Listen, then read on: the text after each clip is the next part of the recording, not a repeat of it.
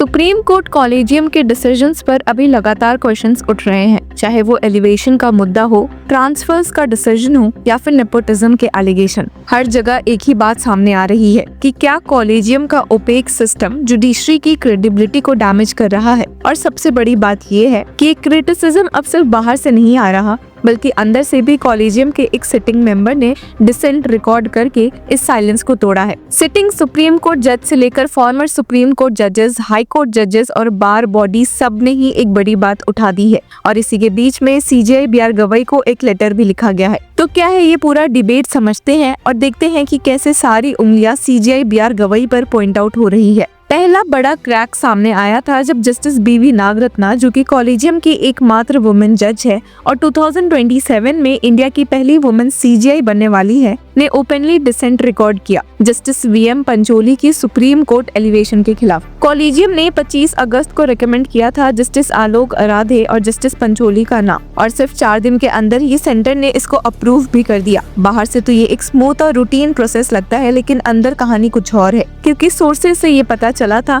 कि अपने decent note को पब्लिक में रखने की बात जस्टिस बीवी नागरत्ना ने की थी। हालांकि इससे अभी तक सीजेआई बीआर गवई ने कंप्लाई नहीं किया। ये डिसेंट भी एक रेयर मोमेंट है। कॉलेजियम की यूनिटी हमेशा एक क्लोज डोर कंसेंसस के रूप में समझी जाती है, लेकिन जस्टिस बीवी नागरत्ना का एक स्टैंड लार्जर मैसेज देता है। जुडिशियल अपॉइंटमेंट्स एंड एलिवेशन में ट्रांसपेरेंसी और मेरिट को साइडलाइन नहीं किया जा सकता। हालांकि सीनियर एडवोकेट करुणा नंदी ने यहाँ तक कहा है कि हो सकता है इसकी वजह से वे अपना सीजेआई टेन्योर से हाथ धो बैठे। Important to note that Justice Nagrathna's courage may jeopardize her historic appointment as Chief Justice. This act of integrity will give ballast to many to do the right thing. और वहीं दूसरे case की बात करेंगे तो फिर वुमेन इन जुडिशरी का point काफी हाईलाइट होगा, क्योंकि अब दिल्ली हाई कोर्ट की जस्टिस तारा वितास्ता गांजू का ट्रांसफर एक और कंट्रोवर्सी बन गया है। कॉलेजियम ने रिकमेंड किया है कि उन्हें कर्नाटका हाई कोर्ट भेजा जाए, लेकिन इस डिसीजन ने दिल्ली के लीगल फ्रेटर्निटी में स्टॉर्म क्रिएट कर दिया है। 94 Delhi based advocates including seniors like Kirti उपाल,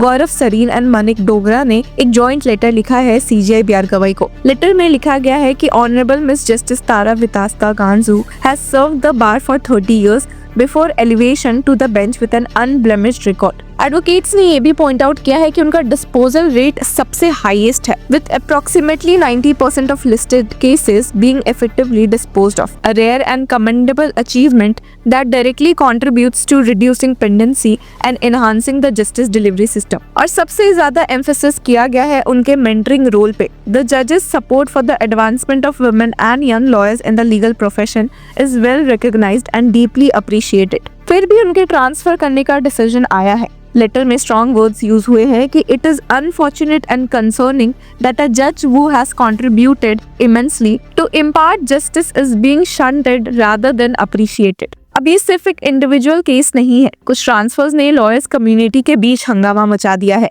जहां सवाल उठ रहे हैं कि इतने अच्छे जजेस को भला ट्रांसफर क्यों किया जा रहा है। तो सवाल अब ये भी है कि अगर एक हाई परफॉर्मिंग वुमेन जज को बिना रीजंस डिस्क्लोज किए साइडलाइन किया जा रहा है, तो क्या कॉलेजियम सिस्टम जुडिशरी के अंदर मेरिट एंड इंडिपेंडेंस को जेन्युइनली प्रोटेक्ट कर रही है?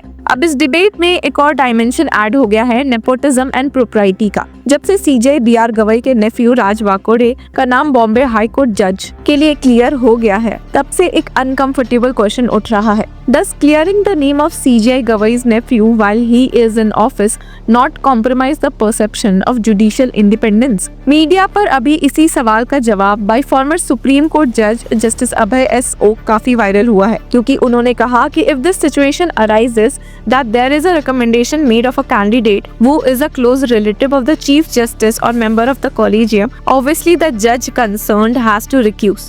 The chief justice in this case should have recused. He should have expanded the collegium by adding one more senior judge. यानी कि फॉर्मर सुप्रीम कोर्ट जज justice अभय S okay कह रहे हैं कि सुप्रीम कोर्ट कॉलेजियम में से सीजेआई बीआर गवई को रिक्यूज कर देना चाहिए था अगर उन्होंने नहीं किया है तो। और जब जस्टिस ओक से पूछा भी गया कि क्या अगर वो सीजेआई गवई की जगह होते तो ऐसा करते, तो उन्होंने कहा कि it is a hypothetical question but still I can say that I would have avoided. ये स्टेटमेंट एक मॉरल मिरर भी है। अगर कॉलेजियम के डिसीजंस ऑलरेडी डिसेंट और ट्रांसफर्स की वजह से क्रिटिसिज्म फेस कर रहे हैं, तो नेपोटिज्म के एलिगेशंस उस क्रेडिबिलिटी को और ज्यादा एरोड कर देते हैं। सिर्फ यही नहीं बल्कि जस्टिस ओक काफी वोकल भी थे। जब ये बात सामने आई कि जस्टिस बीवी नागरत्ना का डिसेंट नोट पब्लिक नहीं हुआ है उनके रिक्वेस्ट और डिमांड के बावजूद भी। वहीं दूसरी तरफ सूत्रों से पता चला कि जस्टिस बीवी नागरत्ना ने जस्टिस पंचोली के एलिवेशन पे 5 मेजर ऑब्जेक्शंस उठाए थे। पहला, his elevation tilts the regional balance.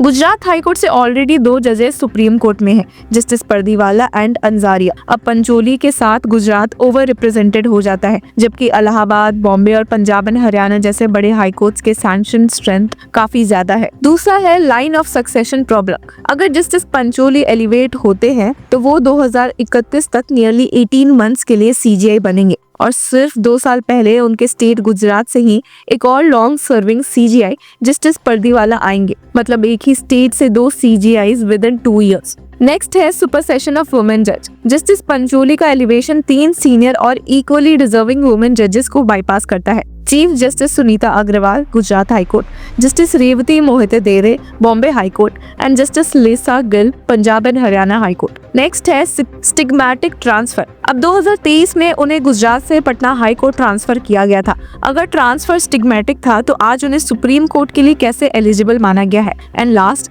Earlier block. पहले कॉलेजियम ने जस्टिस पंचोली का नाम रोक दिया था, सडनली अब ओपिनियन क्यों बदला है? तो यहाँ पर व्यूअर्स एक चेन बनती है। Justice Nagarathna's dissent shows internal cracks और वुमेन जजेस का sidelining. Justice Ganju's transfer question raise करता है on merit, fairness and institutional loss और जस्टिस ओक के रिमार्क नेपोटिज्म और प्रोप्राइटी को स्पॉटलाइट में ले आते हैं। अब ये 3 डेवलपमेंट एक ही बात हाईलाइट करते हैं। सुप्रीम कोर्ट कॉलेजियम सिस्टम अब खुद टारगेट बन रहा है। कॉलेजियम की ओपेसिटी हमेशा एक डिबेटेबल इशू रही है, लेकिन अब जब अंदर से डिसेंट आ रहा है, बाहर से बार एसोसिएशंस अपोज कर रहे हैं और प्रोप्राइटी के सवाल उठ रहे हैं, तो क्रेडिबिलिटी क्राइसिस और डीपन हो जाता है। अब जुडिशरी को हमारे डेमोक्रेसी का लास्ट पिलर माना जाता है। उसका एक ही फाउंडेशन है, पब्लिक ट्रस्ट। अगर कॉलेजियम के डिसीजंस ओपेक है, अगर वुमेन जजेस को साइडलाइन फील करना पड़ रहा है और अगर नेपोटिज्म के एलिगेशन सामने आ रहे हैं, तो वही पब्लिक ट्रस्ट शेक होता है। तो एक टफ सवाल जुडिशरी के सामने है। तो अब कुछ टफ सवाल जुडिशरी के सामने है। Will the collegium make its process transparent and accountable? Will dissent be genuinely considered? And will propriety be given priority even if it requires uncomfortable recusals? क्योंकि अगर ये स्टेप नहीं लिया गया तो वही जुडिशरी, जिसे लोग न्याय की आखिरी आशा समझते हैं, उसके खिलाफ ही एक नैरेटिव बिल्ड होगा कि जस्टिस सिर्फ दिखावा है और power play and personal equations ही असली डिसीजन मेकर्स है। तो व्यूअर्स, आपकी क्या राय है? हमें कमेंट सेक्शन में जरूर बताएं और तब तक के लिए कीप फॉलोइंग लॉ चक्रा।